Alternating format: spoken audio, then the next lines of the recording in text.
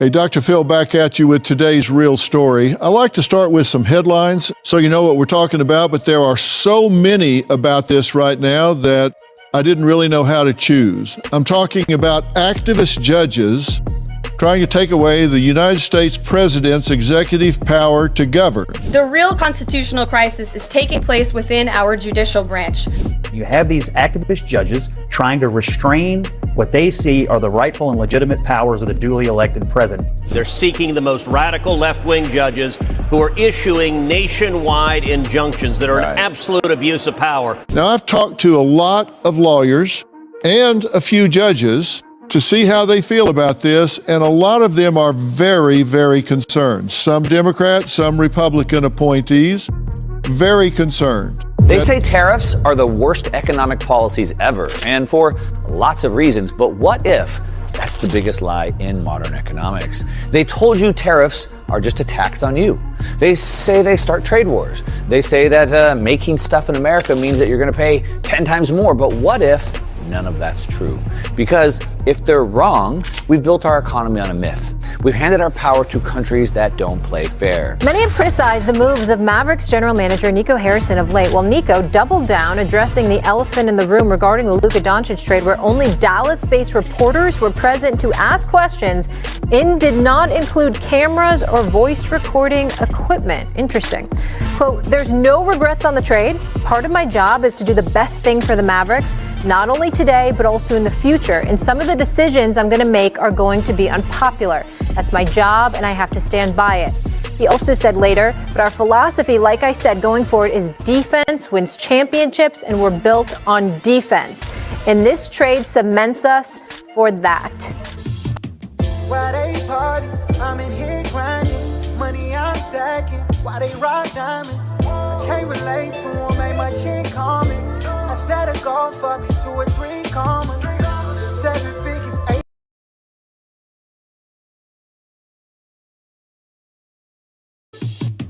Why they party? I'm in here grinding. Money I'm stacking. Why they rock diamonds? I can't relate to them, ain't my shit common. I set a goal for me, 2 or 3 commas. 7 figures, 8 figures to 9 figures. On a slow pace to get rich quick. Same time we just think different. Cause when you make it, it hit different.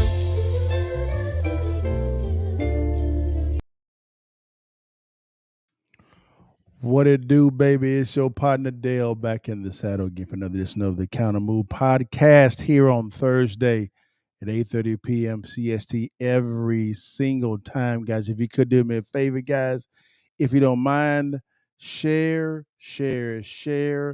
like, and subscribe, guys. If you're getting any value here, it helps our algorithm go up. And if you could, there should be a little bell there. Click on the little bell, no matter what platform you're on. So whenever your partner go live, you can chime in with your partner. And I think you're going to like these topics today, guys, man. You know, I'm asked about a lot of things when it comes to sports, politics, business, finance, real estate, you name it. I'm asked about a lot of these things. And sometimes some things I get wrong, some things I get right. But there's 3 topics that actually came across my desk that I want to talk with you guys about. Let's reason a little bit. If you could, comment below and let me know what you think about these guys. So here's going to be our topics for today. All right, guys. Here we go. Boom. Here's topics for today, guys. Trump versus these district judges. Man, that's getting a little spicy there, man. We're going to talk about that. We're going to bring in somebody you may know that could chime in on this as well to give his point of view, and we're going to kind of respond to him. Number 2, the tariff lie exposed. There's a lot of lies, plural, that's been told about tariffs, and it's from the mainstream media. No matter if it's conservative or liberal, there's been a lot of misinformation being given on that. No, don't worry.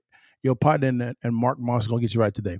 Number 3, my man, Stephen A. Smith, the GOAT of sportscasting, destroys rightfully my Dallas Mavericks. That one's going to be a little spicy for your partner. So give me some grace before we get there. And lastly, how crypto could change the entire monetary system.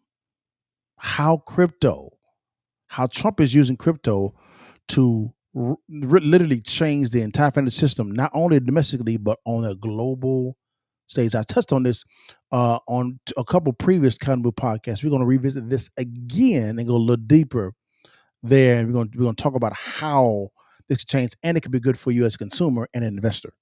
Don't worry about your partner. But guys, this is up to the first topic. Trump and these judges. Man, before we dive into these judges real quickly, guys, I know you guys know this, but let's go through the civic lessons. We have 3 co-equal branches of government. Three, right? 3 of them boys. Here we go. You have the legislative branch, which is the House and the Senate. The judicial branch, which is the judges. And then you have the executive branch, which is the president. The executive branch is the most unique branch because counter to its other co-equal branches, the judicial and legislative, the executive branch rests in one person, the president, right? And every department and employee flows through him. Okay? That's the uniqueness of the executive branch. It rests in one person, not a couple, just one, the president of the United States. So when we say Trump, which is the executive branch, versus the judges, the judicial branch, something's going on there. And it's been really around Trump's, a lot of his foreign policy and how he wants to run the executive branch. Now, it was kind of strange to me to where the executive branch was making decisions about how to run the executive branch, and the judicial branch thought they had jurisdiction to tell the executive branch how to run the executive branch. I'm confused by that, because that'd be kind of the same thing as if the president went into every single courtroom and told every judge, nope, all your rulings are terrible. I'm saying that the trash. No, that didn't make any sense at all, because they are co-equal branches of government, right? Equal. Neither one of them are subordinate. They are equal, right? The judicial branch, they interpret the law. The legislative branch, they write the law. And the executive branch, they enforce the law. So each branch has its role. Now, I want you to focus on the judicial branch, right? The function is to interpret the law, not to write the law. Okay? That's not their function is to interpret the law, not to write the law. But too many judges have been in the business of writing laws. It's not your function. It's out of your jurisdiction, not based on what Liddell is saying. Read the Constitution. It's right there. So let's bring in our mans in them, Dr. Phil, and we're going to dive in this real quickly, guys, and to see what's going on here, because like Dr. Phil, I try to be as balanced as I can concerning some stuff. I do lean conservative. I am an independent, but I lean conservative based on the definition of to conserve, okay? Now, he did what I did, which is he spoke to experts in the legal realm, judges and attorneys. All judges are, guys. Judges are just attorneys with black robes on. That's all they are. So he spoke to the 2 experts in the judicial branch, which is what? The lawyers and the judges, okay? Or attorneys and judges, whatever it may be. All right, so let's dive into this real quickly, guys, and see what's going on here real quickly, and then we will get it popping. Here we go. Let's go ahead and see what's going on.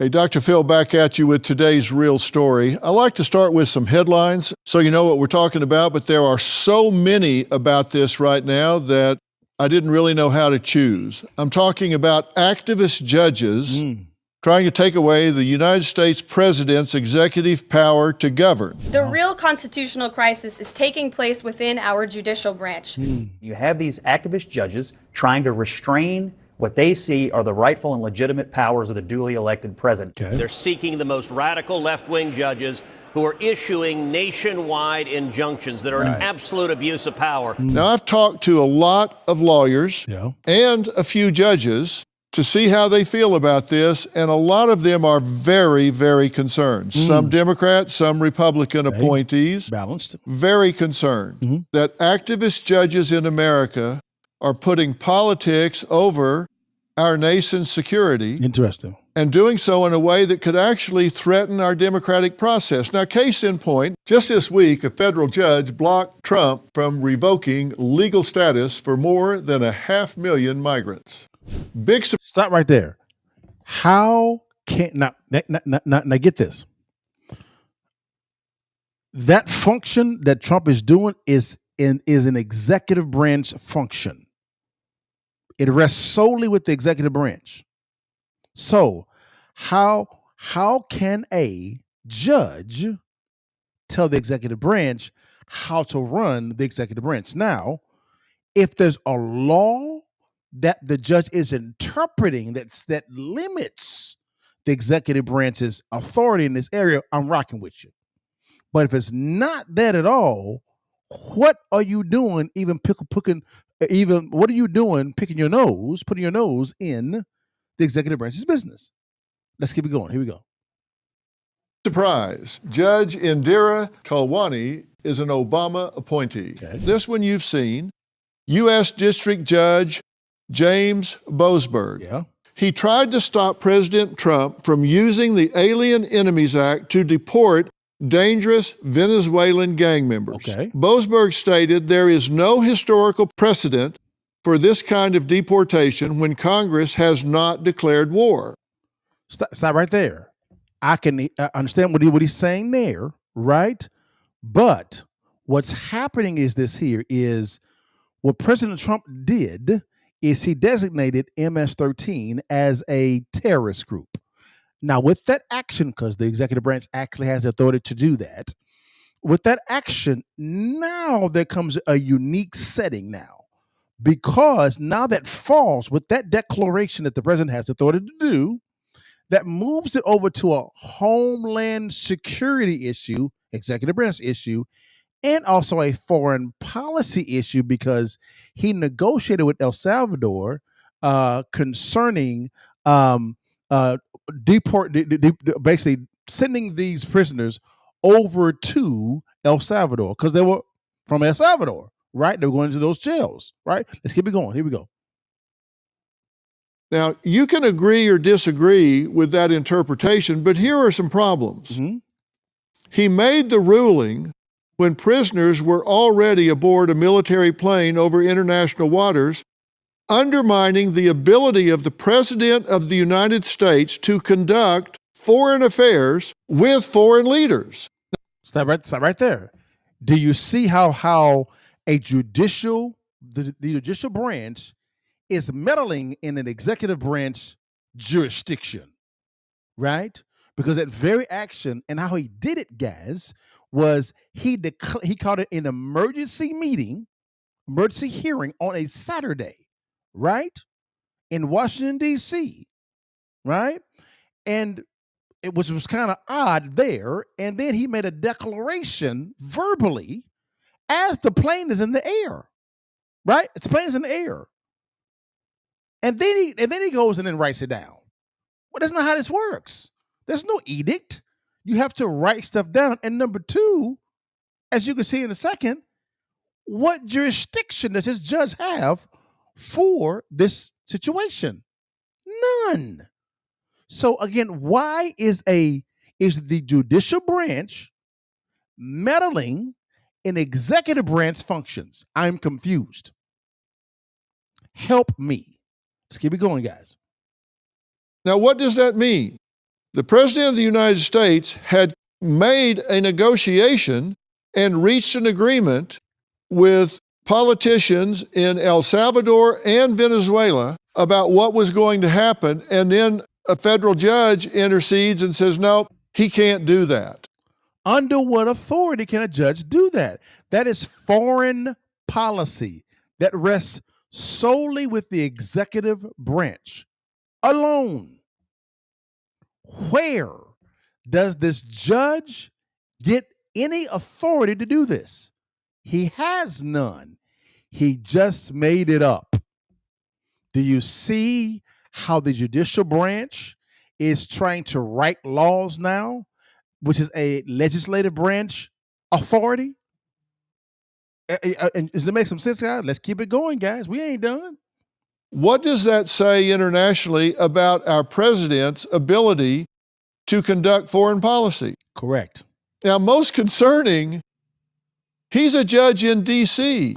Come on. Not in Texas, Yes. which has jurisdiction over the case. Correct. Think about that. A judge that doesn't have jurisdiction over the case, over 1,000 miles away, just issues a ruling. So I don't want to hear nothing about no due process, no nothing, because the process is tainted from the beginning because you have a judicial branch judge operating out of a made-up authority which he does not have, and with no jurisdiction over a case or situation that has nothing to do with him. So miss me with the due process arguments concerning the migrants, the illegal immigrants. Miss me with that, because the process was tainted up front with this judge, and he knows it. Let's keep it going, guys. The lawyer for 5 of the Venezuelan gang members shopped the case to D.C. looking for an activist judge. Wow. Well, the Supreme Court tossed out Judge Boasberg's order. High Court ruled that Trump can use the Alien Enemies Act to send Venezuelan gangbangers to a mega prison in El Salvador. This is a huge ruling in Trump's favor and a major win for the country. They said the detainees are confined in Texas, so venue is improper in the District of Columbia. Correct. That means that judge has no power over this case. None. Jonathan Turley wrote a blog about this, a law professor. Quote, that should have been Judge Boasberg's response when the challengers first came to his courtroom. I'm interjecting this, that he should have said, I have no jurisdiction here. Correct. Continuing on with the quote. So my question is, Judge Boasberg, forgive me if I mispronounced your name, my bad. Why did you say that? Why did you say, this is out of my jurisdiction? This is a Texas case. You knew that. This is why I say, miss me with this due process argument. Miss me with it. It's trash because the process up front was tainted, and this judge and the attorneys who judge shopped this knew what they were doing the whole time. Trash. Let's keep it going. Professor Turley said instead, he set off a series of irregular hearings, including holding an emergency hearing on a Saturday, despite not being the designated judge for such emergency matters that week. Attorney General Pam Bondi posted on X, tonight's decision, referring to the Supreme Court, is a landmark victory for the rule of law. An activist judge in Washington, D.C. does not have the jurisdiction to seize control of President Trump's authority to conduct foreign policy and keep the American people safe. Correct. White House Press Secretary Caroline Leavitt said that Boasberg's order, quote, had no lawful basis. None. Now, this raises a bigger question. Thank you. Acting U.S. Solicitor General Sarah Harris told the Supreme Court that, quote, case presents fundamental questions about who decides how to conduct sensitive national security-related operations in this country. The president through Article 2 or the judiciary through restraining orders. Now, that is a phenomenal question. A phenomenal question. I love how the Solicitors General pointed toward the Constitution and specifically the Article 2. And then she compared that with a temporary restraining order by a district judge in a jurisdiction that he had no authority to be in. None. Again, miss me with the due process arguments. Miss me with it. Let's be honest. This was planned. It was planned. It's ridiculous. Think about this. Boasberg is one of 677 permanent district judgeships.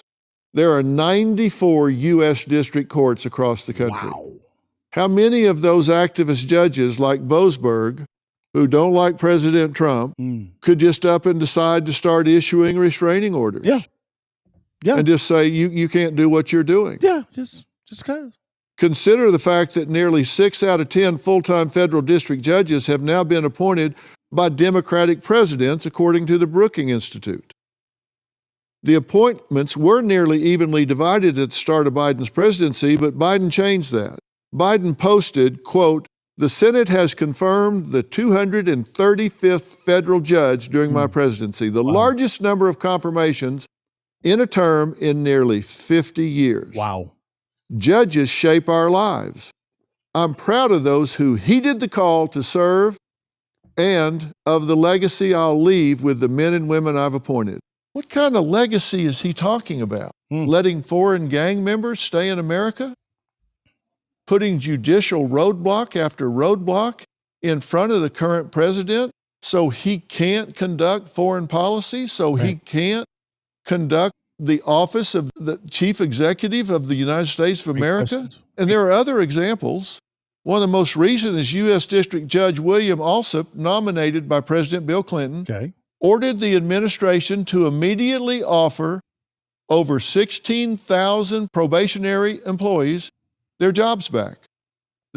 Stop right there. Hold on. Again, the judicial branch interprets the law. They don't make laws up. So, Judge, what law are you interpreting that the executive branch is violating to come out with this ruling? What law? And don't pull it out your ass. What law? What law? Do you see how this is trash? Let's keep it going, guys. Supreme Court then blocked the lower court decision, allowing Trump's deficit-cutting plan to play itself out.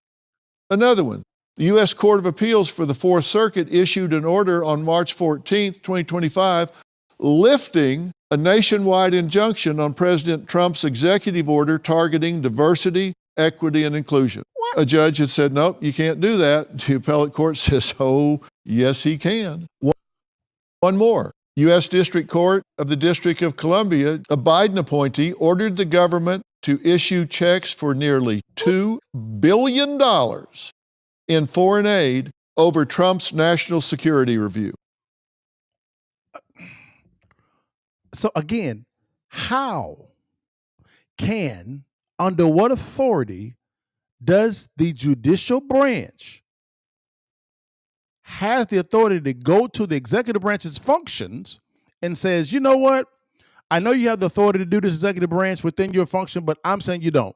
Why? Because I said so. What type of garbage is that? Okay, judges, let's let the president, the vice president, all the cabinet members, right? All of the deputy cabinet members, right? Walk into every single courtroom that you actually are doing cases over and say, oh, no, your ruling is trash. No, I'll overrule that. You see how dumb that sounds? Stupid that sounds? But you're actually doing that, judicial branch. It's dumb. It's stupid. Don't make no damn sense. What is this? What is this? What law are you interpreting to come to this? What law? There's no law. They ain't quoting no laws. No laws, just because I said so. And who are you again? A district judge? And what authority do you have over the president? None. Sit your ass down. Sit down. Sit down. This is ridiculous. Bubblegum popcorn operations. Come on, man. In other words, President Trump wants to make sure we're not funding terrorist groups like Hamas, for instance. But Judge Ali had a problem with that. Now, what's going on? Who's running foreign policy? Thank you. Some judge in D.C. who, by the way, don't miss the fact that these are appointed judges. These are not people you elected. Nope. You elected President Trump. He got over 270 electoral votes. Yep. This judge was appointed by one person. You have no idea what he knows about foreign policy of anything. But he decides they're going to overrule and spend $2 billion, which could be going to this terrorist group, which is why President Trump said don't do it. Now, there are some terms that you might need to learn. Yes, come on. You probably already know them with everything that's been written. Judicial overreach. There we go. A court or judicial body exceeds its legal authority or jurisdiction. That's what I'm saying happened with Boasberg. Judicial activism. Yes. That's when judges are making rulings based on their policy views rather than their honest interpretation of the current law. Correct. And here's a big one, venue shopping. Yep. Now this happens not just in this situation, but all the time. Sure. You get ready to file something, you strategically shop around and find a court, a jurisdiction, or a judge where the person bringing the lawsuit, the company, agency, person bringing the lawsuit believes they're more likely to get a favorable ruling. They shop it. They find judges who like these kind of cases, courts that just rule in favor of these kinds of cases. Correct. It happens all the time with plaintiffs. They find a place where juries give big verdicts, so they go file a case there. We got to stop this judge shopping stuff. No matter what side. This judge, again, I got to ask the question. Judicial branch, your whole focus, your sole authority is to interpret the law that the legislative branch writes. Right? So, what authority do you actually have, judicial branch, to go into the executive branch, right? And tell the executive branch how to run the executive branch? Under what authority? What law? What jurisdiction? I need one law. And you may point to a law and misinterpret it, or no. We just appeal it up to the appellate court and then to the Supreme Court. That's a tactic too, that you willfully interpret a law falsely. That's a tactic. Yep. Because you're dealing with man. That's correct. Do you see how a system is only as good as those that actually run it? So you can have a great system orchestrated, but if the people running the system is foul, you have a foul system. Does this make some sense? This is ridiculous. Again, anybody that's okay with this, you should be cool with the president, the vice president, all the cabinet members, all the deputy cabinet members, all the workers of the executive branch. They should be able to walk into every single courtroom and overrule all of the rulings of the judge. I know it sounds dumb as hell, because it is dumb, but it's exactly what the judges are doing. This makes chaos. Let's keep it going. Venue shopping. Now think about it. We got 677 district judges. What if a third of these district judges said, you know what, I'm going to become an activist and start issuing orders to block the president's actions? That would be like 200 of these judges. They could create complete chaos and paralyze the president of the United States. Correct. It would totally undermine democracy. Sure would. It could stop the will of the electorate that was expressed through the election of the president by a bunch of men and women that were just appointed. Correct. That's judicial overreach, where judges interpret laws. Correct. They don't create them. If they start issuing rulings that go beyond their role, it could totally destroy the balance of power. Correct. And if you've got partisan judges who are ideologically driven rather than being impartial and sticking with the law, you got all kinds of problems. So do. Judges need to be judges. They need to let politicians be politicians. The American people elected a president. Correct. The president needs to have the right to be a president. Correct. If he wants to choose to use executive orders and that's within his purview, then that's what he can do. And if you don't like it, then go to Congress. They can pass laws. Correct. We can't be having confusion over laws and policies. The law is the law. Policies are policies. There can be huge diplomatic consequences if a president's foreign policy or national security decisions can be blocked by some judge up in Idaho or Oregon or Texas or Louisiana can just issue a restraining order and the president's just hamstrung. He can't do what he said he was going to do. The entire world stage can see the U.S. is unstable. Correct. or unreliable. Terrorism and national security threats can flourish because of the president's inability to act decisively. Correct. This can embolden adversaries, including terrorists and hostile foreign states. Border security. I mean, if the president says, no, we're closing this down, and some judge sitting up in Wisconsin decides, no, I'm going to issue a restraining order, you can't do that. It's this. Then it's chaos. People can start flooding the border again. You can't do that. A president was elected. You can't have some judge issuing a restraining order saying they can't do it. Correct. This is a very serious situation. I did get a kick out of this parody site, Babylon Bee. The Trump administration agenda was stopped in its tracks this week after a federal judge appointed himself the new president of the United States. There's nothing we can do, said legal expert. He's a federal judge. He just appointed himself. I smiled for a minute, but seems like we're kind of headed that way. Correct. Look, there's separation of powers in the United States, 3 branches of government. You learned this in middle school. That's right. Legislative, executive, and judicial. To ensure a separation of powers and a system of checks and balances, preventing any branch from becoming too powerful. Correct. And it protects citizens' rights. And it seems to be right now, typically the separation of powers discussion or overreaches normally from TV, from we use on TV, comes from the executive branch and the legislative branch, right? We've saw that in the last 10, 15 years. I know some in the judicial, but very rarely do we see advertised, not saying that it doesn't happen because I know it happens at a large scale, but advertised on TV, judicial overreach. We're seeing this like every single day. I mean, my God, this stuff, it don't make no damn sense. It don't make no sense at all. You got judges comparing what Trump doing is worse than what happened to the Jews. I'm like, what are you talking about? What? And this is in a courtroom. In a courtroom. She quote no law at all, none, no law, just because you just want to. No problem. It's all good, baby. No problem.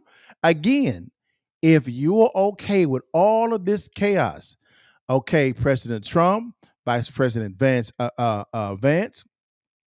all the cabinet members, all the deputy cabinet members, matter of fact, bringing the Department of Energy, Department of Agriculture, all the departments, Department of HUD, Small Business Association, all the employees, you guys, let's pick some courts to go to.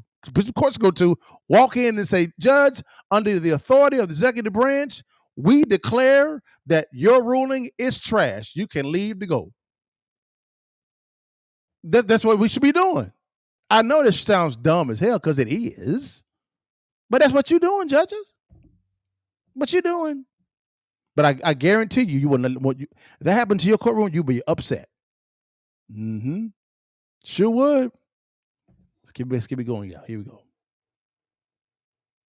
There's a current case right now when a judge oversteps. U.S. District Judge John Bates attempting to force the CDC, Department of Health and Human Services, and the Food and Drug Administration to restore LGBTQ content on taxpayer-funded websites. What law? What is this? The Skittles crew now? The Skittles crew. That's what we doing now? No law. Just put it on us behind just because you want to. Trash. You may like that or not. It doesn't matter. It would nullify Trump's executive order 14168, which said remove and restrict any of this content from being published on government-funded websites. Under what authority? Now, Tennessee Congressman Andy Ogles introduced articles of impeachment against this judge for high crimes and misdemeanors. Now I got to get on the legislative branch now. That is a power that the Constitution has given you, is the power to impeach House of Representatives. What you waiting on? The rapture? What we doing here? Huh? So we just going to file articles of impeachment just for the show of it? If you see this going on and you see it's causing chaos, when it comes to running the country the right way, impeach. And Senate, you should take it up as well and vote their behinds out. This should be a bipartisan issue. But it's not, because you've chosen a side.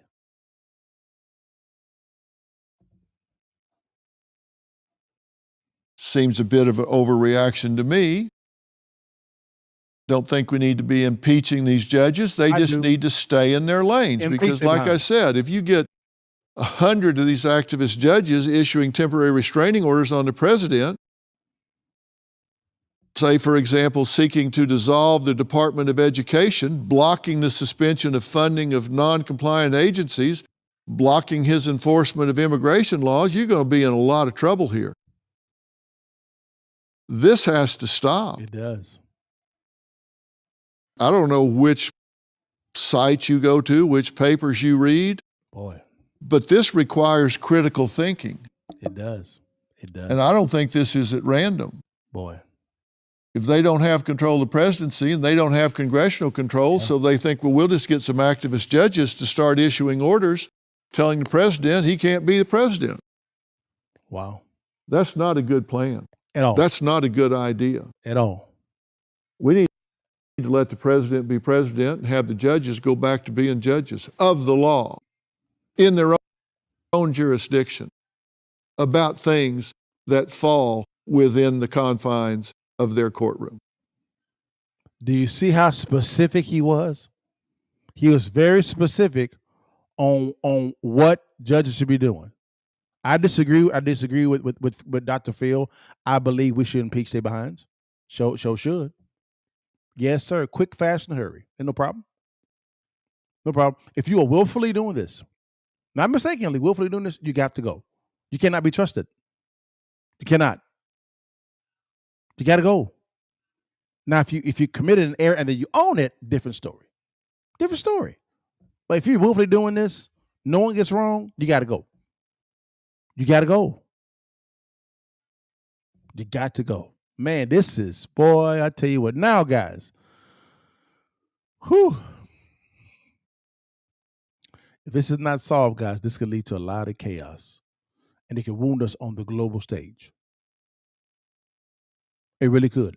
Because our adversaries can see the instability of the nation due to what the judicial branch is doing, which is acting out of their jurisdiction, out of their role that the Constitution prescribes that they actually have.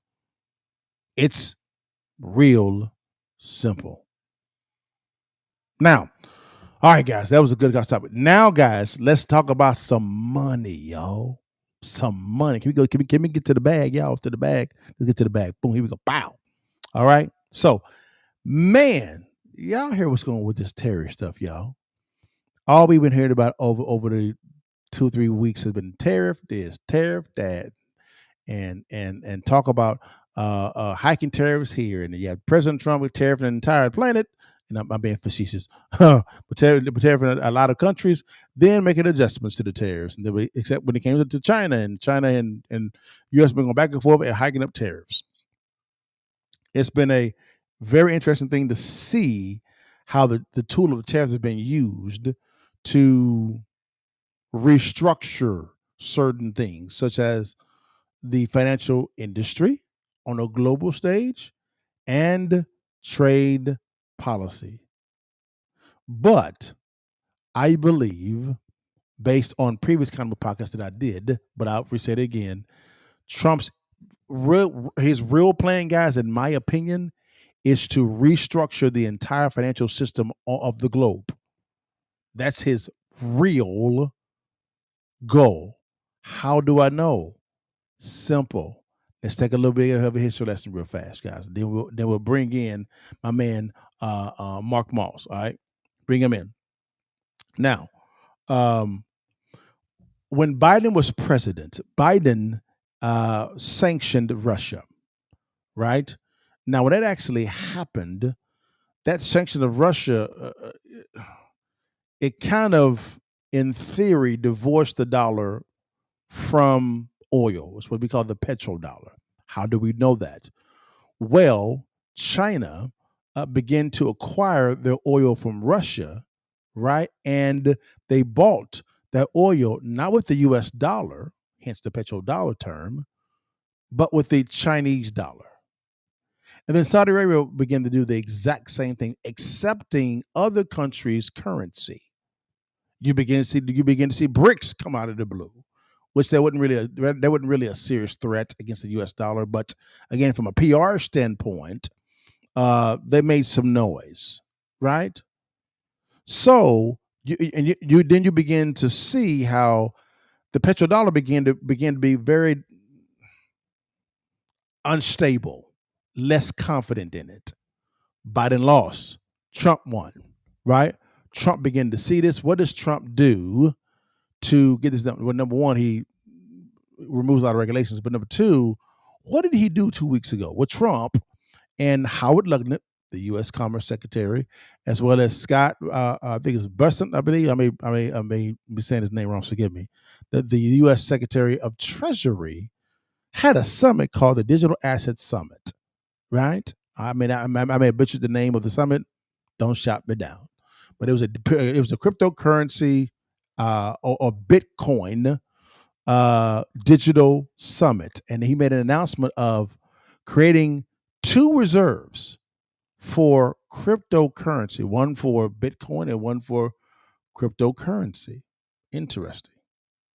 And then you look at Howard Lutnick, whose hedge fund is huge in crypto. And then I think we have the smartest Secretary of Treasury, I think, that in my lifetime that I've seen, Scott Bessent. He came in, right? So they both sit at the table, and Trump creates this Federal Reserve. Because if you notice, Trump and the Federal Reserve Chairman Powell have been at odds. Right? Trump wants the rates to come down. Fed Chairman Powell says no, keep it the same because of the excess cash that's floating in the system. And I agree with the Federal Reserve Chairman, because in the last 5 years, guys, we have printed 40% of all the country's printing in its history has been printed in the last 5 years. That's Trump's last year of his first term and Biden's 4 years. That is crazy. So I agree with Fed Chairman Powell concerning pausing on cutting the rates. Makes sense. Trump disagrees. I disagree with Trump here. Okay. So what does Trump do? He says, okay, when it comes to the Federal Reserve, they call it the Federal Reserve Bank, but they're not federal. They have no reserves, and they're not a bank at all.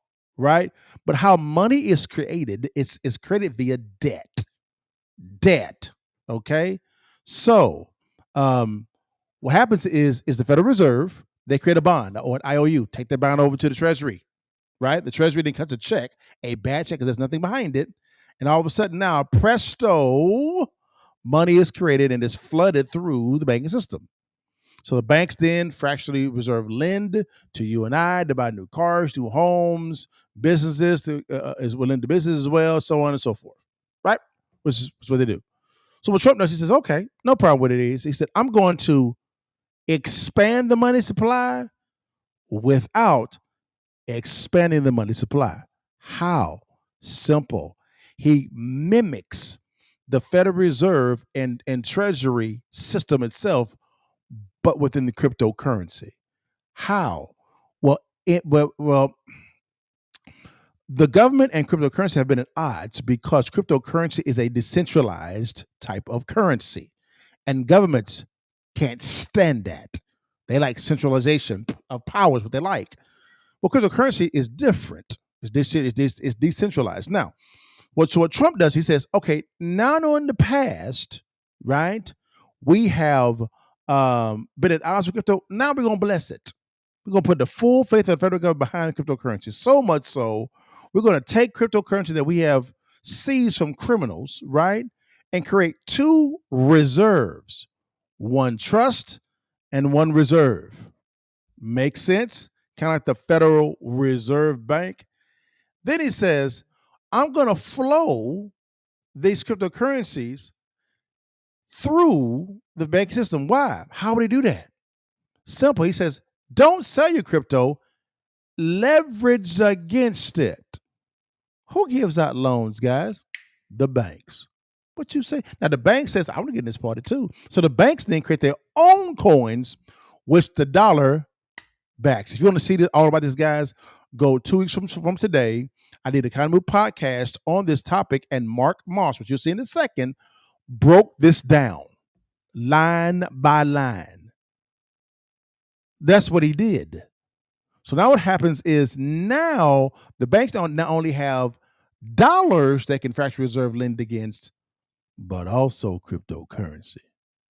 How does that bless you and I? Very simple.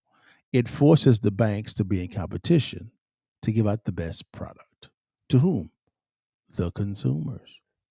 So Trump says, if I can set this up on the cryptocurrency side, I can effectively create a lending scenario for the banks to be able to do so that business can be conducted and people money can be lent out and so on and so forth, so that we can get this economy humming without having to print additional dollars. Trump has effectively expanded the money supply without expanding the money supply. That's what he's done if this goes through, which will force the Federal Reserve Chairman to have to lower the rates because the economy will be rocking then. Does that make some sense? So let's bring in Mark Moss because of the fact that there's been some lies being told about tariffs. And I want you to pay close attention to the country's role and the manufacturer's role. Okay, get your pens and pads out because you'll learn a lot here. Okay, this is what you want to. The first segment was great, and you learned a lot there.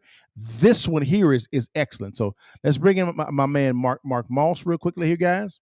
Give me 1 sec here, and bring him in, and so he can walk us through how this tariff play, what's been shared on mainstream media, has actually not been accurate. So let's dive into it, guys. Here we go. They say tariffs are the worst economic policies ever, and for lots of reasons. But what if that's the biggest lie in modern economics? They told you tariffs are just a tax on you. Wow. They say they start trade wars. They say that making stuff in America means that you're going to pay 10 times more. But what if none of that's true? Whoa. Because if they're wrong, we've built our economy on a myth. We've handed our power to countries that don't play fair. Now, I've spent years studying this and talking about this and speaking around the world about history, cycles, and what actually works. And in this video, I'm going myth by myth to show you what they don't want you to see. So let's go. All right, we're going to jump right through this, go through the biggest myths that you've heard. Now, why are they myths and why are they not real? Well, the main reason why is these myths are being pushed by academics. They're being pushed by theories that sound really good on paper, but they're not in the real world. Now, somebody who's... Stop right there. Soak that in. I know a lot of us who watch MSNBC, CNBC, Fox Business, Fox News, CNN, ABC, NBC, CBS, so on and so forth, CNN, so on and so forth. Ask this question concerning those that are relaying this information. What business have you built? Not what book you've read. I don't want to hear about what you went to school to. What business have you built? Because that'll let me know if you had a real world experience or if you're just selling me theory. And 9 times out of 10, not all of them, but 9 times out of 10, theory. For instance, Chris Cuomo, former CNN, he has a business background. He's actually built the business in mezzanine financing. Eric Bolling used to be on Fox News. He used to be an active Wall Street trader in energy futures. Real world experience. See how different that sounds? See what I'm saying? Let's keep it going. who's built multiple businesses and had multiple exits, I've learned the real world. And when I break these down to you, it's going to make perfect sense. Sure. And I just want to let you know that, again, in theory, it sounds good, but the real world is much more complex. Anyway, let's jump right in. The consumer price myth. So you've been told, mainstream media is telling you that if the U.S. puts tariffs in place, then you, the consumer, will pay more. And they say it's basically a hidden tax. It's like increasing taxes. So Trump says he's going to lower taxes, but tariffs now, that's a hidden tax, okay? Number one. Again, the consumer is the one that's going to pay this. They're going to pay more. And they tell us that because you're going to have to pay more for prices, for goods and services, then that's also going to cause inflation. Prices will be going up. I listened to Scott Bessent, the Treasury Secretary, on an interview, I believe, with Tucker Carlson, and he said that if the consumer is going to pay the increase, then why are other nations so worried about it? That's a phenomenal question.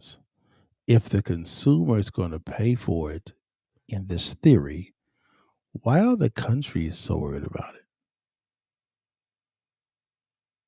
Does that make some sense? So the countries, should they be worried about it? Why? Let's keep going, guys. Great question. Again, a real world question. Real world question. Interesting perspective, again, from somebody who knows how to make money. Let's break this down, how this really works in the real world. So, first of all, when we talk about tariffs, there's three parties involved. First, you have the exporter. Okay, so this is the exporter, maybe the producer, if you will.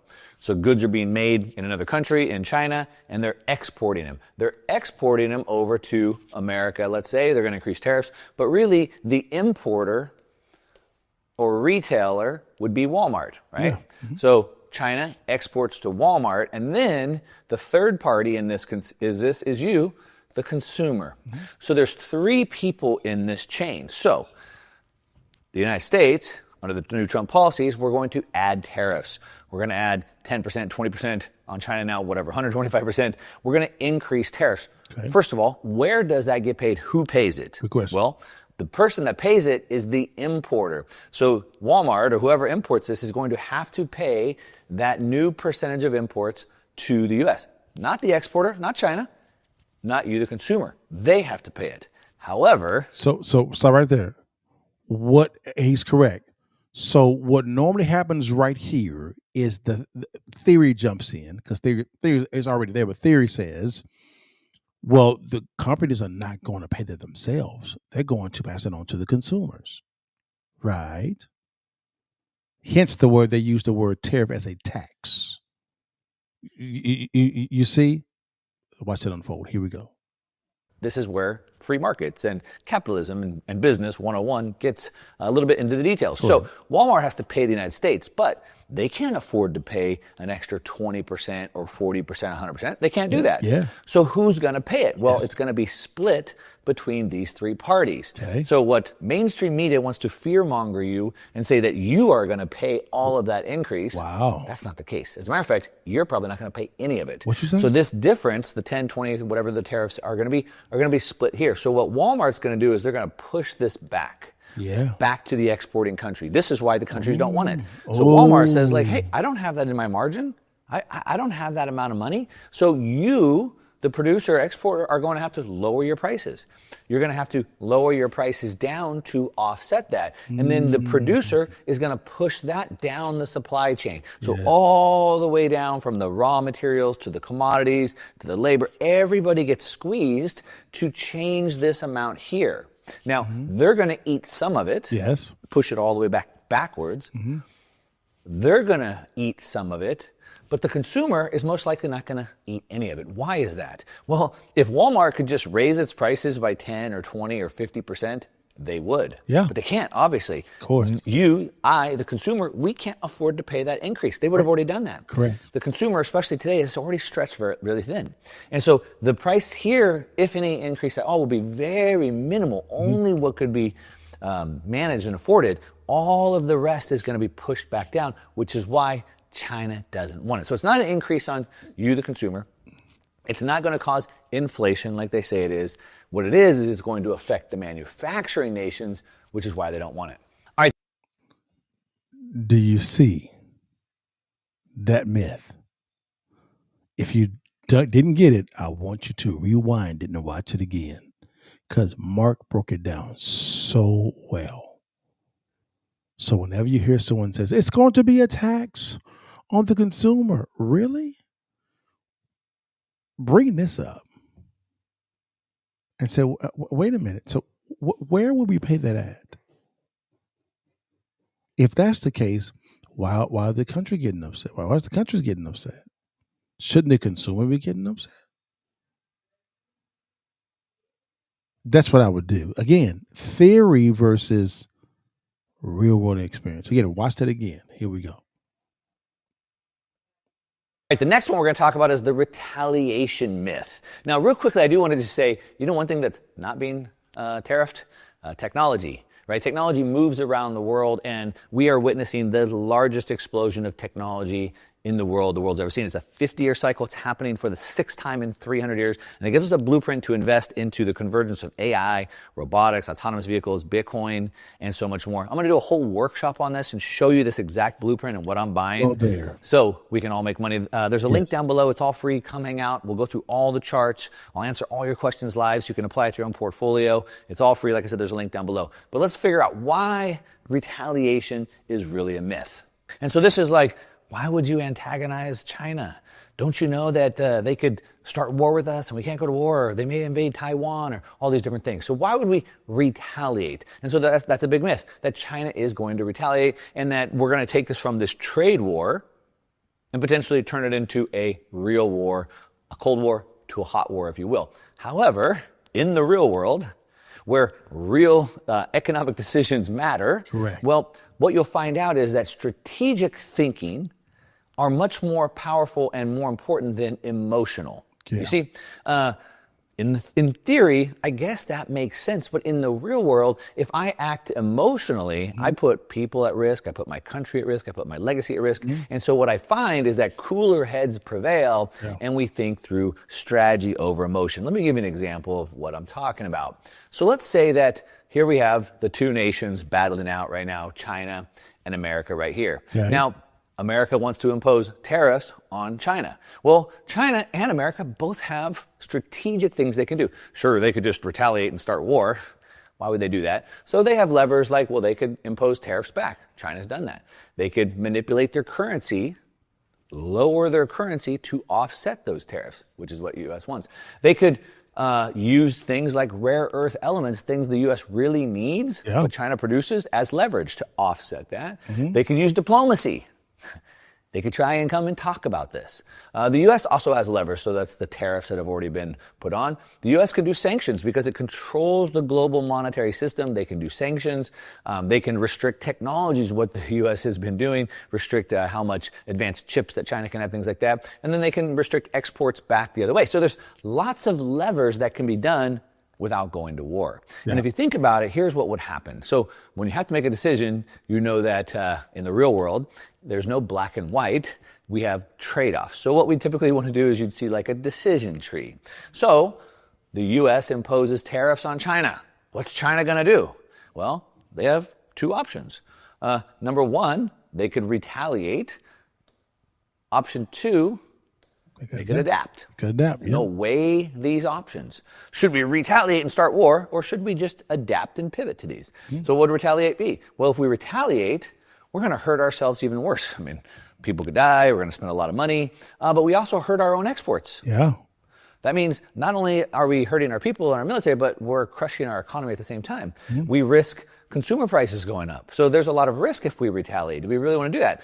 Why don't we think about what about adapting? Well, we could just subsidize our exports, which is what China's been doing for a long time. We could find alternative buyers. And as a matter of fact, this is basically what happens. In the first round of Trump tariffs back in 2018, China said, fine, we're gonna retaliate. And so what we're going to do is we're not going to buy American soybeans anymore.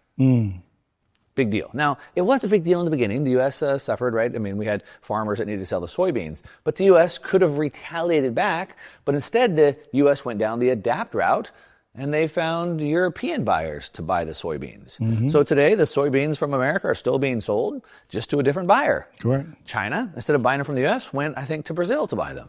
And so things adapt. This is a moving market. The world changes and adapts, and people, certainly could go to war over it. But cooler heads typically would prevail, and strategically, we just adapt instead of retaliating and going to war. If China wants to go get Taiwan over this, it's not about a 10 or 20% tariff. No, they want Taiwan. They want it. Right? It's a bigger deal. All right. Okay. So now, that's enough of that. So guys, I love how Mark broke this down. If you want to watch the entire thing on Mark, I'll put it in the show notes below. But follow him, Mark Moss.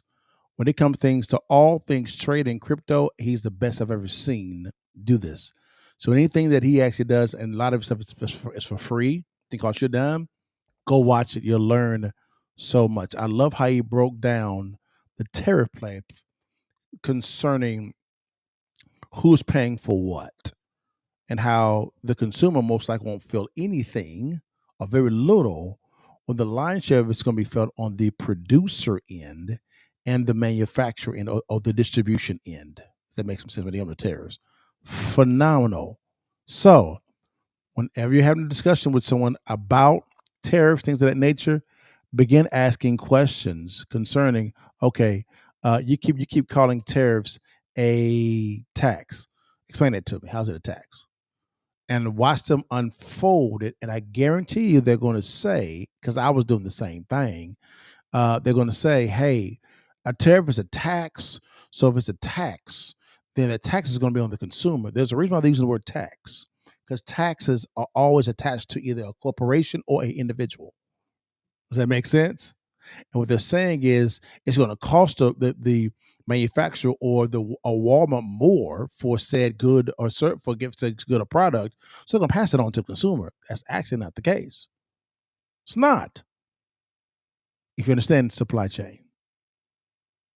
All right, guys. All right. Now, man, that was a good one. Now, guys, this one's for me. This one's for you, partner. Okay. Yo, I'm a Dallas Maverick fan. I played college basketball. Was fairly good. Tried to go pro and I got hurt. Trying to go pro. Dallas Mavericks made one of the dumbest trades in sports history. They traded, in my opinion, the best player in the world, Luka Doncic. I know folks say Kevin Durant and LeBron James, whatever. Luka Doncic. He at least top 5. Okay.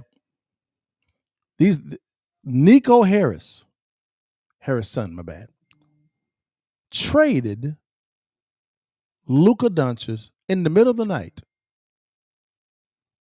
to one team, the LA Lakers. And what we got in return was trash. We didn't get nothing. Not a damn thing. But then you begin to see how him and this so-called, I'm going to say it, loser owner who doesn't know anything about basketball at all, knows nothing about it. Not a damn thing. He don't know nothing about nothing at all. This Bama blessed this. They waited to the 11th hour to tell Jason Kidd, the head coach, right? And Anthony Davis, who's no slouch, and Luka Doncic had just bought new homes. Anthony Davis, LA, Luka, Dallas. And then all of a sudden they traded it, and they were all surprised. And then to see how this crap unfolded. And I began to see how shady this crap was. Right? Luka came to Dallas and put 45 on our heads. I'm glad he did. And he played well in LA against us. But what we got in return, now Max Christie's cool, great, but you're trading a top 5 player, top 5 player in the world, and we only got this. We should have got the whole house with the Lakers. Hell, I want your first round picks for the next 17 years, right? I want that. I'm talking about. I want AD. I want it all. This smell real freaking funny, but then it keeps getting worse. Stephen A. Smith, I call him the GOAT. He is the GOAT of sportscasting. It was Stuart Scott, God bless his soul. But the torch has been passed to Stephen A. Smith. He's the greatest of all time. Ain't nobody better than Stephen A. Smith. Sportscasting. Now, he came in, and rightfully so. My man came in and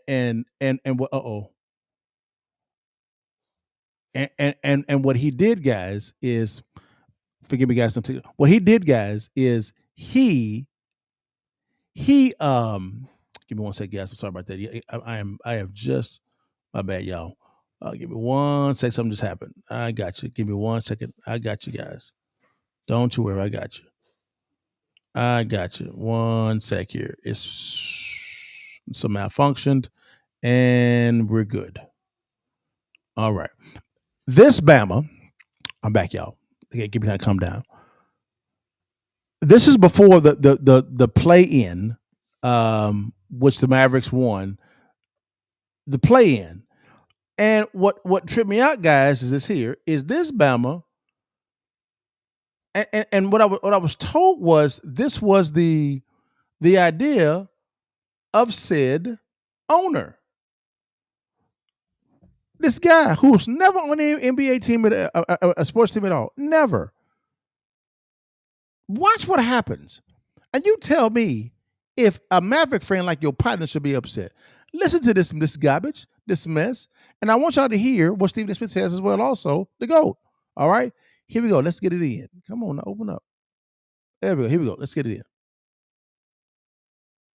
The Mavericks, they have been asked continuously to explain the logic behind this shocking trade with Luka Doncic, and they're clearly feeling that heat because yesterday, GM Nico Harrison, he held a closed-door meeting with reporters, no cameras allowed, and he said this: there are no regrets on the trade. Part of my job is to do the best thing for the Mavericks, not only today, but also in the future, and some of the decisions I'm going to make are going to be unpopular. That's my job, and I have to stand by it. Now, elsewhere in the course of this conversation, he also emphasized repeatedly the importance of defense. He said, quote, our philosophy, like I said, going forward is defense wins championships, and we're built on defense. And this trade cements us for that. Our senior insider, Shams Charania, is joining us for context in this conversation.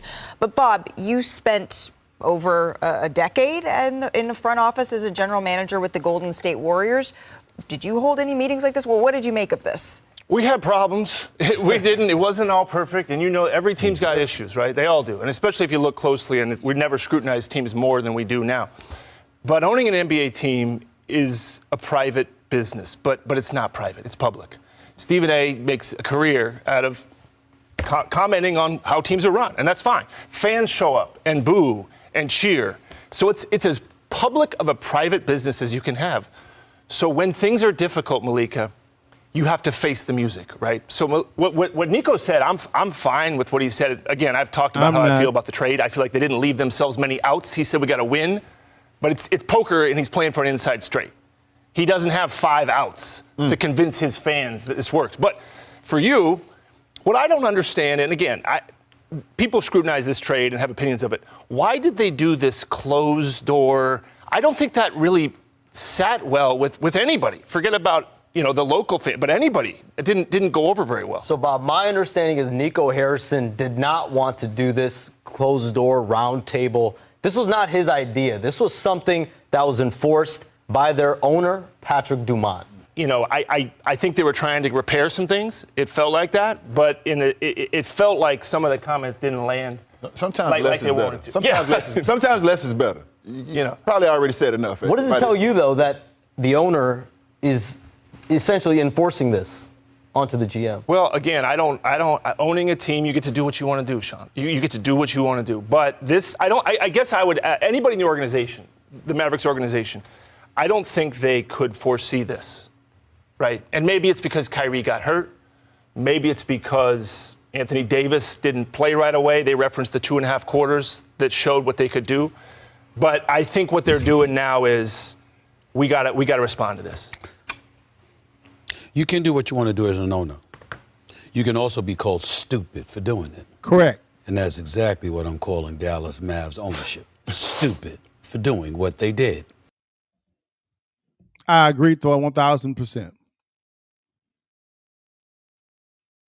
Okay, yeah, give me a second. Okay. Nico Harris and this new Dallas Maverick ownership. With all due respect, this has been a shit show.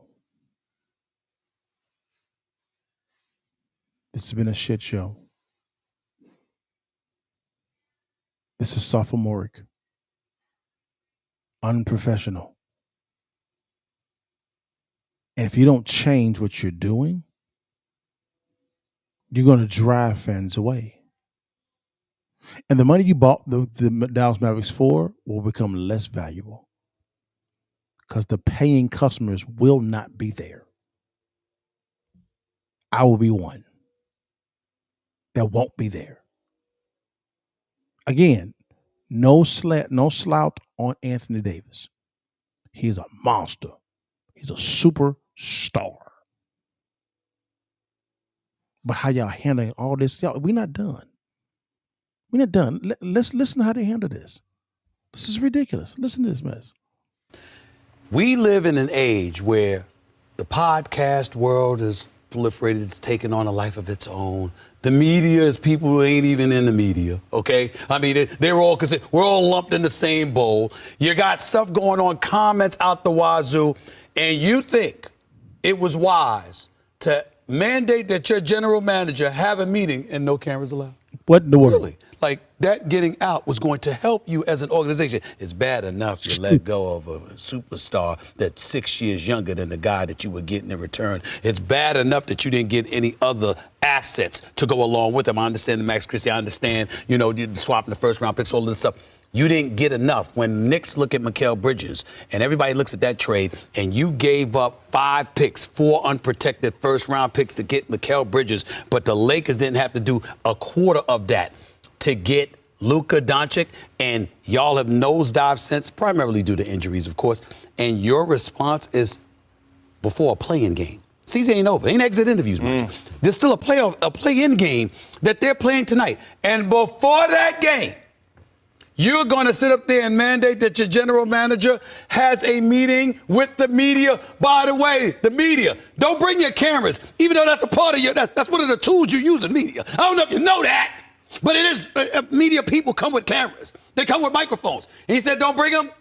This is one of the dumbest things I've ever heard a franchise suggest. And Nico Harrison ultimately looks bad because he goes out there and what does he say? What does he say? We actually looked good when we were on the court together for 2.5 quarters. 2.5 quarters? 2.5 quarters. Now, we all love, if you know Nico, you got love for him, okay? I've known Nico for years. I have never, ever heard him say something that idiotic. Ever. We really looked good for 2.5 quarters. You didn't even say a game. 2.5 quarters? You can't do that. But they did it because that's what's going on in Dallas right now. And oh, by the way, your owner was Mark Cuban, who was a bit wild, to say the least. But one thing we never associated with him was stupidity. Correct. This is the first. Congratulations. I tell you what has to happen. Dumb ass people. Stupid people. Number one, these Bamas, when this whole thing happened, guys, these dumb people of the Dallas Mavericks organization, yes, I said it with my chest, was kicking out fans for saying, fire Nico. Paying fans, kicking them out. They paid for the ticket to go and sit down, and because folks' feelings was hurt, they were kicking out fans after they paid for the damn tickets. If you don't like the heat, get out the damn kitchen. You can't make a decision like this in the cover of dark and surprise all of the fans who have invested so much with Luka Doncic, built everything, saw him growing into a young man, and you do it like this. And then when there's some vitriol concerning the trade, your first response is to kick people out for saying fire Nico. Get your ass out of here. And then when they're playing, when the LA Lakers came to Dallas to play last week, tell me why this Bama, Nico Harrison, was hiding in the damn tunnel. No, player, come sit out, bro, and take this ass whooping like a man. Come sit out. I went to the games before. I went down to the floor before. Nico's always out there all the time. Why was you hiding for, Nico? Huh? And as soon as the game's over, walk off like a little coward. Just hide like a little punk. And then you hold this type of media thing behind closed doors with no cameras and no phones. What is this? Russia? What is this? Like this is laughable. And just the disrespectful paying customers that paid their hard-earned money to come to give to your organization to watch this product play. And then you kick him out for saying, fire Nico. And Mark Cuban, my man's in them. You need to stop. If that's not fire Nico, let him say it, Mark. Don't be getting mad at folks for speaking their First Amendment rights by saying fire Nico. Stop doing that, man. Kicking folks out. Nico, if you're scared, quit. Quit. Go somewhere else. We don't want you here. And please, this new family that owns the Mavericks, sell him back to Cuban or somebody. Or replace this guy running because he's a train wreck. He needs to put down the burgers and go work out. It's with a fat behind. Made no damn sense, man. What is this? What is this? You guys have become the laughing stock of Dallas that was once formerly married to the Dallas Cowboys. And I'm a huge Cowboys fan. Now we laughing at y'all, Dallas Mavericks.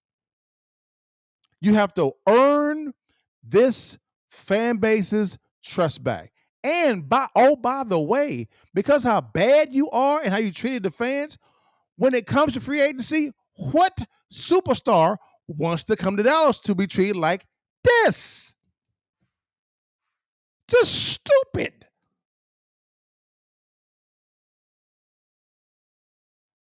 Okay. Yeah, I got it out. My bad. Yeah, I got it.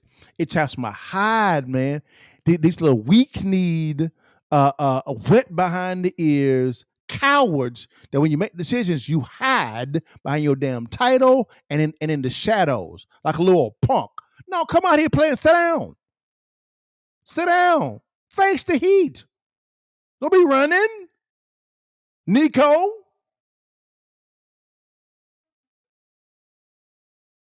Made no damn sense, man. I'm sorry, y'all. It's just man. We hurting. We hurting. As Maverick fans, we hurting. We still hurting. Damn it.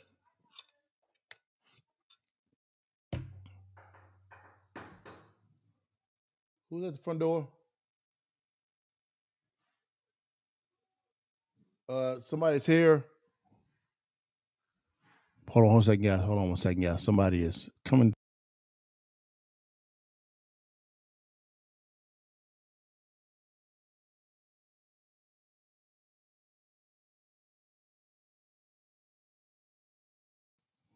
Okay, I'm back, y'all. Somebody is at my front door knocking. So yeah, make sure what's going on at my office door. So I did see what's going on. Who is this? Oh, okay. Anyways, well, y'all, man, that's all I had for today, guys. Here's how I want to end this real quickly, guys.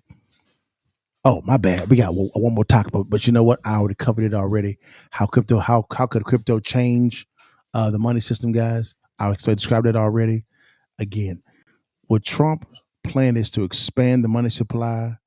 By expanding the money supply, guys, through crypto, he can effectively rewrite the entire financial system. If he does that, guys, what that does is that allows for banks to compete for business, for our business, guys, to give us better products, better services, lower rates, right? So that you can buy new cars, new houses, right? Better credit card rates and points, right? As well as businesses can then borrow cheaper capital, make the investment to create new jobs, which can pay a higher wage, so on and so forth. And if he combines that with cutting of income taxes and lowering the corporate tax to 15%, my God, you're talking about a financial boom, because he's doing this without printing more money. He's expanding the money supply without expanding the money supply through the leveraging of cryptocurrency, which won't cause any inflation. This is a genius move. It is, guys. 1,000%. Right? So Cliff and I may cover this tomorrow on Real Estate Live a little bit more, guys. But if this works, guys, if this works, it is a risk. It is. But if it works, let me go a little deeper. I'm almost done. Let me go a little deeper. Do you guys know that out of all the cryptocurrencies in the world, all the transactions, 95% of all cryptocurrency transactions are conducted via the US dollar. Did you get that? This is the reason why before Trump got elected, China created their own cryptocurrency, their own coin. They did. They saw it coming. They saw the dollar weakening because of the petrodollar situation when it came to Russia and them, right? So they saw this is our chance. This is our chance, right? This is the reason why they were behind Biden winning. But when Biden lost, Trump saw it. Trump countermoved and created the two reserves for Bitcoin and crypto, and is flowing that through the banking system with the full faith of the federal government behind it, and not creating new coins, leveraging the coins to create new debt through leverage. Brilliant. And guess who's over the entire system? The current Secretary of the Treasury, Howard Lutnick. And he's a cryptocurrency grandfather. He is a monster in this space. So is our current Secretary of the Treasury, Scott Bessent. Simple, easy to understand. If you just understand how money is created. There is a series you should go watch. It's called The Hidden Secrets of Money by Mike Maloney. The Hidden Secrets of Money by Mike Maloney. I think go to episode 7, which is the greatest scam in world history. And he breaks down how money is created. Take that model and move that model over to cryptocurrency. And that's what Trump is doing. It's a monster move. Monster move. Love it to death. But this is the reason why Trump is asking for the Fed chairman to lower down the rates, because what Trump is setting up. And guys, It's set up. It's done. He's just renegotiating these trade deficits, these trade and tariffs, guys. That's what he's doing. When he gets that done, guys, then you'll see it happen. But guys, man, that's all I have for today, man. If you could, guys, do me a favor, like and subscribe, guys, if you could, and like this video, and click on the little bell there as well, also, so whenever your partner go live, you can come check your mans in them out, guys. Thank you for blessing with your time, guys. But you know how, and also on every Friday, guys, every Friday at 5 p.m. we do have Real Estate Friday lives, guys. Which is me and Cliff talking about real estate, guys. Here's a little bit of it, guys, and we'll come back. Here we go. What's good, baby? It's your boy Dale. I'm back in the saddle again. Our motto is to buy, build. We already bought it already, so we already own it, free and clear. Refinance to long-term debt, cash flow. That is the motto. Cliff, man, is that a pretty strong motto, man? What do you think? Man, the model is strong. Like, you're getting each piece of the invest, right?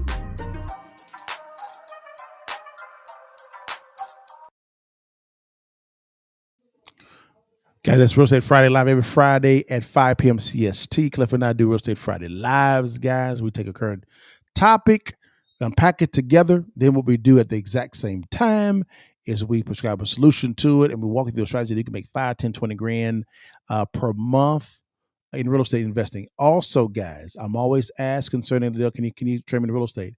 The answer is always yes, guys. Yo, I want you guys to see this, guys.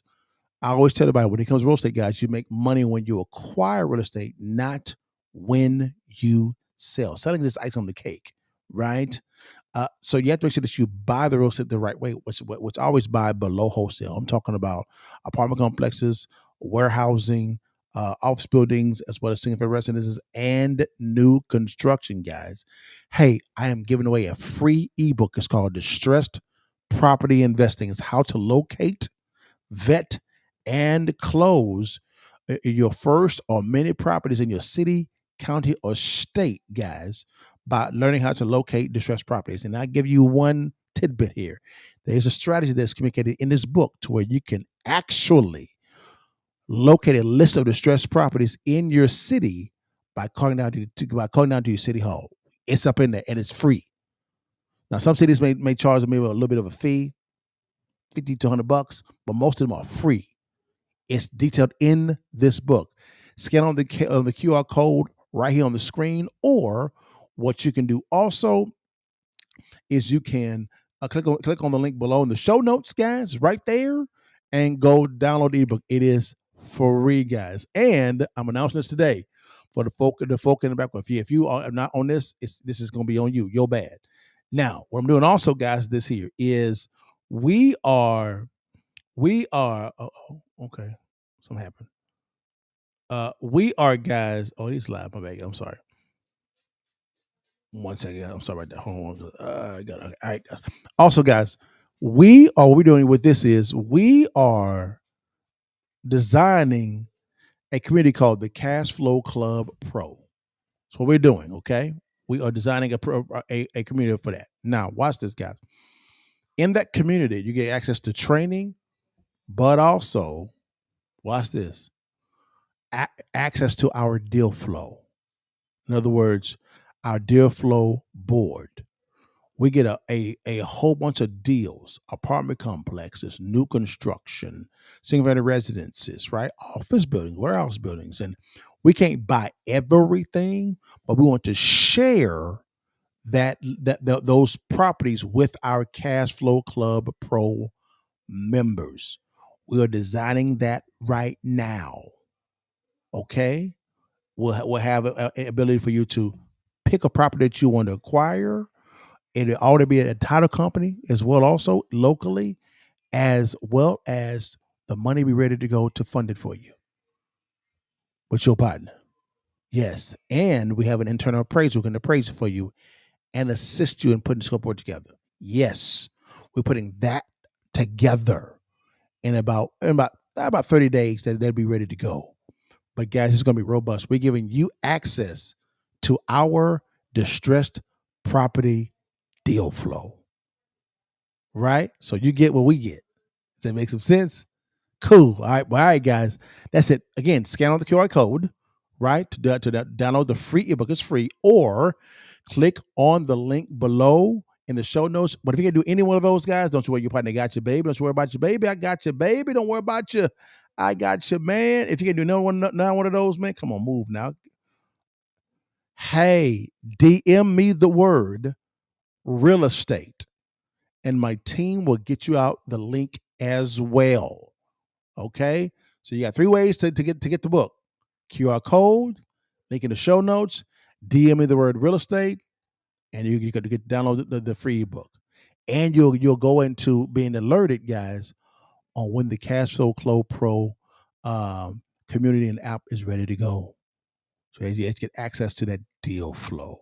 Ooh, it's going to be so good, guys. It's going to be so good. All right, guys. Anyways, but guys, I got to go, guys. Thanks so much for your time. You know how to end it every single time, baby. You do before we leave. And while you can, you see that thing, baby. Take that damn picture and give it to your mama and how to try. God bless you guys. See you next time. All right, y'all. Peace. Okay, so you did fixes and flips first, or were they? Now it sounds like you're more buying whole. Okay, so you're wholesale first. Okay, because I was broke. I had no credit, I had no money, so I had to get some money coming in. So I learned how to do wholesale. And you were doing wholesaling at the good time too. 2000. When it wasn't so saturated. I kind of saw the debacle coming. Okay, it didn't make any sense. I was like, wait a minute, how can you lend out to retail buyers 99.7%? Yeah, just a little bit of a down tick. It's insolvent. And you got to remember, in some states, because I lived in Florida at the time, you could have loan to value above 100% of your property. Right. The first property that I bought, it was 110%. We left the bank with like $30,000. Yes. Yeah. Yes. It was amazing to me. I was like, why am I not doing this all the time? But then clearly 08, 09 let me know why people shouldn't have been doing that all the time. 08, 09, that's why I made a lion's share of my money. Wow. Okay. Actually running from the cows, I was running to it. Of course. Because I saw it was coming. Okay. A lot of my business colleagues back then were buying flippers. Yeah. I didn't think it was wise for me to share 50% of my profit with Uncle Sam. He didn't do no work. Okay. So why would I give him free money? Of course. Okay, how can I make sure I'm still legal, but keep the lion's share of the cash flow? Of course. So I began studying the tax code with my accountants and CPAs, and I said, okay, I'm going to buy a whole lot of properties. Now watch this. I actually buy a lot of properties. I take home money when I actually acquire it. Every single time. Okay, you need to break that down just a little bit. If you wanted to know how successful real estate investors make money with their acquired real estate and not when they sell it, click on the link below or swipe up and download our free ebook, Distressed Property Investing. The blueprint is in the ebook. Stay blessed, holla at your partner, and download the ebook today.